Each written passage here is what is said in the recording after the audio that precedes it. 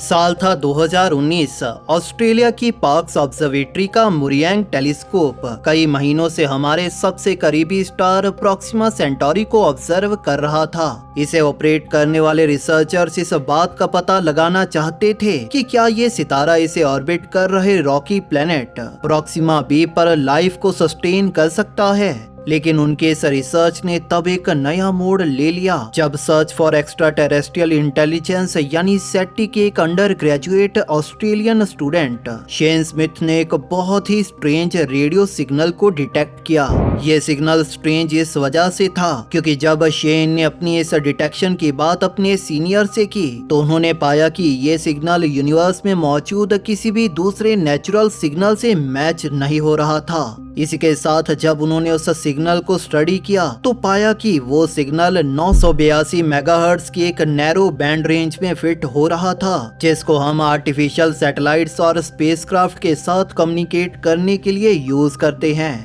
पहली बार देखने पर ये एक आर्टिफिशियल सिग्नल ही लग रहा था, लेकिन वैज्ञानिक इस बात पर डाउटफुल थे और वो दावा करने से पहले ये क्लियर करना चाहते थे कि क्या ऐसा सच में है भी या नहीं। इन सिग्नल्स को स्टडी और एनालाइज करने के बाद वैज्ञानिकों ने इस बात को कंफर्म किया कि ये सिग्नल हमारी पृथ्वी से जुड़ा नहीं है, क्योंकि कुछ वैज्ञानिकों का कहना था कि कहीं ये सिग्नल्स हमारे द्वारा भेजे गए सिग्नल्स ना हों जो यूनिवर्स के किसी बॉडी से टकराकर फिर हमारी तरफ आ गए हों। लेकिन ऐसा नहीं था। ये सिग्नल इंटरस्टेलर स्पेस से हमारी पृथ्वी की तरफ बहुत दूर से आ रहे थे। इन सिग्नल से जुड़ी एक अजीब बात ये थी कि ये सिग्नल एक रेगुलर इंटरवल पर हमारे द्वारा रिसीव किए जा रहे थे, जो बात इस और इशारा कर रही थी कि जिस बॉडी से ये सिग्नल ओरिजिनेट हो रहे थे वो एक पीरियोडिक मोशन में थी। इन सिग्नल्स की फ्रीक्वेंसीज के हमारे सैटेलाइट्स और स्पेसक्राफ्ट में यूज करने और इसके सोर्स के एक पीरियोडिक मोशन को फॉलो करने के कारण वैज्ञानिकों ने ये सोचा कि ये सिग्नल्स शायद किसी एक्स्ट्रा टेरेस्ट्रियल सिविलाइजेशन द्वारा क्रिएट किए गए सैटेलाइट या स्पेसक्राफ्ट के सिग्नल्स हैं। इसीलिए वैज्ञानिकों ने इसका नाम ब्रेक थ्रू लिसन कैंडिडेट 1 या BLC-1 रखा। इस स्ट्रेंज सिग्नल की फ्रीक्वेंसी और रेगुलर इंटरवल्स दोनों चीजों के अलावा भी एक चीज ऐसी थी जिस वजह से वैज्ञानिक इसे खास मान रहे थे, और वो चीज थी इन सिग्नल्स की जर्नल डायरेक्शन, जो कि प्रॉक्सिमा बी की डायरेक्शन की तरफ थी। लेकिन क्या ये सिग्नल्स सच में उस प्लेनेट से आए थे? इसे पूरी सर्टिनिटी के साथ पिन पॉइंट करना वैज्ञानिकों के लिए इम्पॉसिबल था, लेकिन ये सिग्नल्स प्रॉक्सिमा बी से आ रहे थे। हम ऐसा इस वजह से भी मान रहे हैं क्योंकि ये वही प्लेनेट है जो हमारे सोलर सिस्टम के सबसे करीबी है और जो कई मायनों में हमारी पृथ्वी के जैसा है। ये प्रॉक्सिमा बी अपने रेड ड्वार्फ सितारे प्रॉक्सिमा सेंटोरी को उसके हैबिटेबल जोन में रहकर ऑर्बिट करता है, जिस वजह से यहाँ पर लाइफ और यहाँ तक कि इंटेलिजेंट लाइफ के होने के चांसेस बेहद ज्यादा हैं। लेकिन वो क्लेम बहुत बड़ा था, इसीलिए स्मिथ और उनके सीनियर्स ने इसे वेरीफाई करने का सोचा। इसके लिए उन्होंने अपने टेलीस्कोप्स को प्रॉक्सिमा बी की जर्नल डायरेक्शन से हटा लिया और जैसा करने के साथ ही उन्हें ये सिग्नल्स मिलने बंद हो गए, जिसने उनके सारे डाउट्स को पूरी तरह से क्लियर कर दिया और जिससे ये चीज प्रूव हो गई कि ये सिग्नल्स प्रॉक्सिमा सेंटोरी की तरफ से आ रहे थे।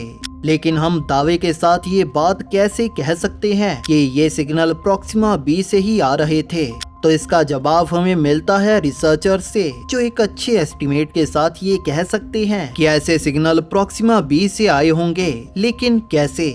जैसे हमें ये पता चला कि ये सिग्नल प्रॉक्सिमा सेंटोरी की जर्नल डायरेक्शन से आया था, तो ये सिग्नल अल्फा सेंटोरी सिस्टम, जिसका ये प्रॉक्सिमा सेंटोरी हिस्सा है, उसमें से कहीं भी ओरिजिनेट हो सकता है। इस अल्फा सेंटोरी सिस्टम में दो रेड ड्वार्फ सितारे हैं जो एक दूसरे को ऑर्बिट करते हैं और इन दोनों सितारों को प्रॉक्सिमा सेंटोरी ऑर्बिट करता है, जो कि इस सिस्टम का हमारा सबसे करीबी सितारा है। इस सिस्टम में प्रॉक्सिमा सेंटोरी ही एक ऐसा सितारा है जिसके पास हमें ग्रह मिले हैं और जिनमें से एक इस स्टार की हैबिटेबल जोन में है, जो है प्रॉक्सिमा बी। यानी कि सभी चीजें इसी तरफ इशारा कर रही थी कि ये स्ट्रेंज सिग्नल प्रॉक्सिमा बी से आ रहे थे।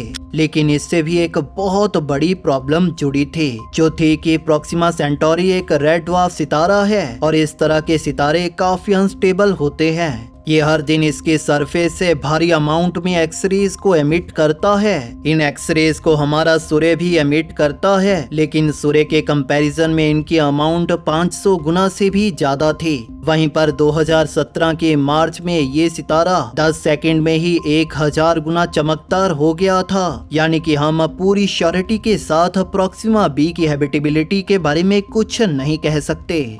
Break throw candidate listen signal 1 को स्टडी कर रहे रिसर्चर्स ने एक और चीज की भी उस वक्त डिटेक्शन की थी कि इन सिग्नल्स के हमारे आर्टिफिशियल सिग्नल्स के जैसा होने के साथ ही ये सिग्नल्स लगातार 30 घंटों तक हमारे द्वारा डिटेक्ट किए जा रहे थे, जो कि इन सिग्नल्स के नेचर को और भी स्ट्रेंज बना देता है, क्योंकि ऐसे सिग्नल्स अक्सर डिटेक्ट होने के कुछ ही पलों बाद गायब हो जाते हैं, जिस वजह से वैज्ञानिक इस चीज को लेकर अभी भी पूरी तरह से श्योर नहीं थे कि ये सिग्नल किसी सैटेलाइट या स्पेसक्राफ्ट के नहीं हैं। प्रॉक्सिमा बी की कंडीशन और प्रॉक्सिमा सेंटोरी के नेचर को देखें तो इस प्लेनेट पर लाइफ को खोजना काफी मुश्किल हो सकता है, लेकिन नासा का जेम्स वेब स्पेस टेलीस्कोप अपने एडवांस्ड इंस्ट्रूमेंट्स और डिटेक्टर्स की मदद से हमारी मदद इस प्लेनेट के बारे में ज्यादा से ज्यादा जानने में कर सकता है।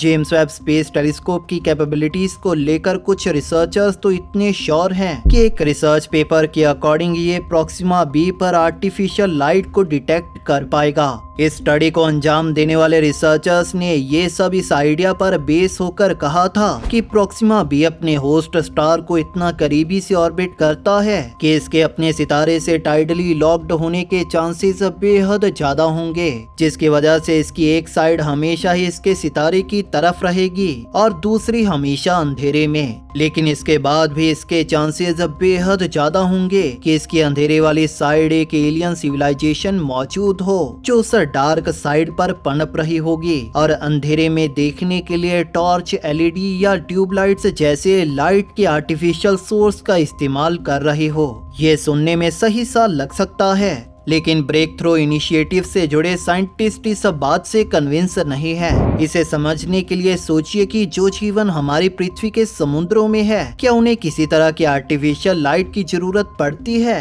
तो इसका जवाब है नहीं। वो खुद ही लाइट को क्रिएट करते हैं, जिसे बायोलुमिनेसेंस कहा जाता है, या फिर वो अपनी सेंसेस के दम पर सरवाइव करते हैं। इस तरह से जो एलियंस प्रॉक्सिमा बी की डार्क साइड में पनप रहे होंगे, वो आर्टिफिशियल लाइट का इस्तेमाल क्यों करेंगे? इसीलिए हमें वेब के जरिए उस बायोलुमिनेसेंस को खोजने का ट्राई करना होगा। जेम्स वेब स्पेस टेलीस्कोप के अलावा ब्रेक थ्रो इनिशिएटिव के researchers breakthrough Starshot project पर काम कर रहे हैं। ये कुछ हजार काइट्स जैसे प्रोब्स को पृथ्वी से लॉन्च करने के बाद लेजर्स के जरिए स्पीड ऑफ लाइट की 20% स्पीड पर पहुंचा देंगे, और जिससे ये प्रोब प्रॉक्सिमा बी के पास पहुंच पाएंगे और वहां पर उस प्लेनेट के एटमॉस्फेयर और मैग्नेटिक फील्ड की डिटेल्ड जानकारी को इकट्ठा करते हुए हमारी तरफ पृथ्वी पर भेजेंगे। यानी कि उनके उस डेटा से हम प्रॉक्सिमा बी से जुड़ा बहुत कुछ डिटेल से जान पाएंगे, और साथ ही में इस बात को भी कि क्या ये प्लेनेट सच में हैबिटेबल है या नहीं।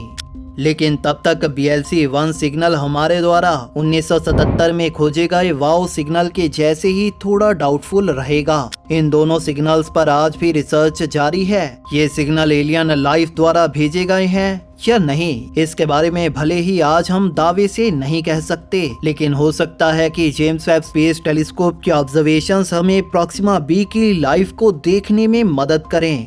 तो आखिर कैसी दिखती होगी वो लाइफ, नीचे कमेंट सेक्शन में जरूर बताइए। अगर आपको ये वीडियो पसंद आई तो इसे लाइक और शेयर जरूर करें, और इसी तरह की और वीडियोस देखने के लिए हमारे चैनल को सब्सक्राइब जरूर कर लें। बेल नोटिफिकेशन ऑन करना ना भूलें, ताकि नई वीडियोस की नोटिफिकेशन आपको अपलोड होते ही मिल जाए। थैंक यू फॉर वॉचिंग दोस्तों। इस वीडियो को अंत तक देखने के लिए आप सभी का धन्यवाद।